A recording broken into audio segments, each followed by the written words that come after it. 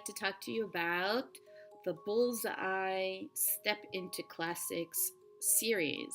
And this is an introduction to some of the classic literature that is part of the Western canon.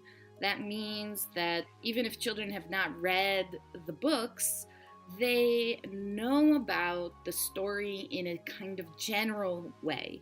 And in the same way, reading these will help your students understand different things that come up later in adulthood that people refer back to.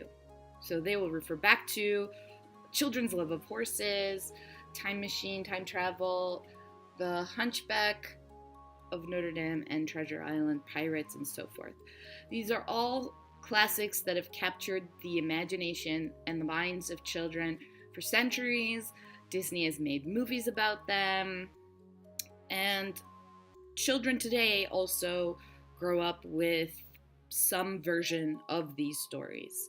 This series doesn't separate the books into levels, but they're all about a general, average, intermediate level, written in largish writing with pictures, meant for children to read them alone.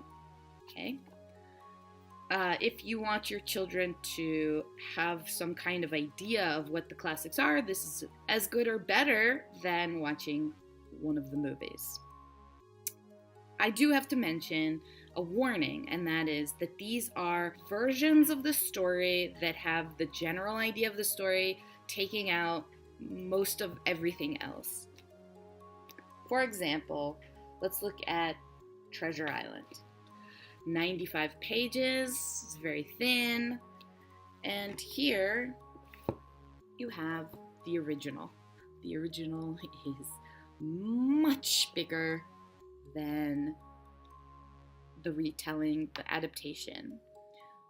The original, this version doesn't have any pictures. The difference between these two books is the difference between a real movie that adults go and see and the Disney version of the same story. They're going to leave a lot of stuff out. They're not going to use the same language.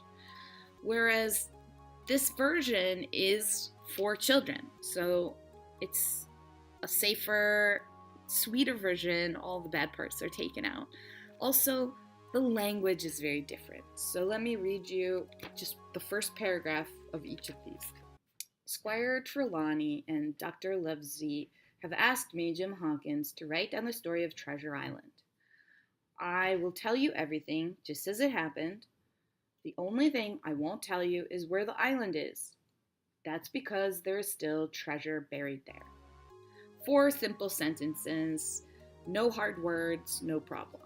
Okay, so that's the children's version. Here's everyone else's version.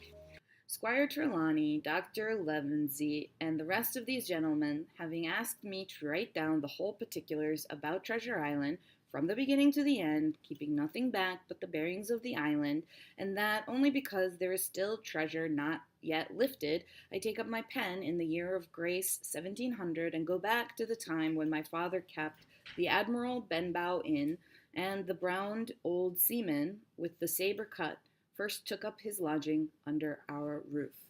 That was one sentence, and an amazing sentence indeed.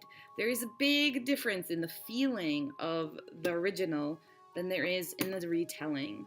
This adaptation is the children's version. I feel like it because each sentence is broken down to give you just bits of information, and only the important parts are in there.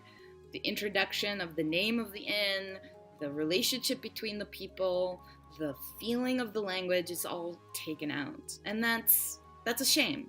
But it's also much harder and it's hard to expect an ESL reader who is not ready for the challenge to take up a classics that's almost 300 pages long, and instead of expecting them to read a 100-page retelling.